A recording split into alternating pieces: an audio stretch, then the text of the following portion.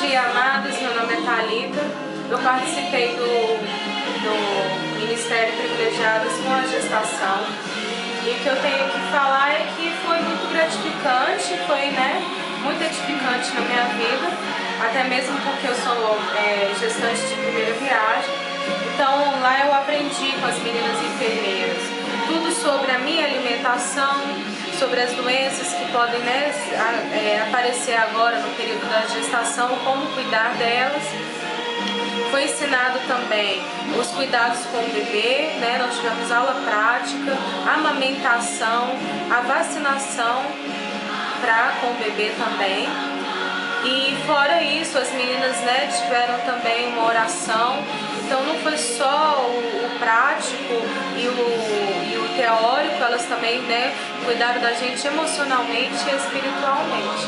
Então eu gostei muito de ter participado.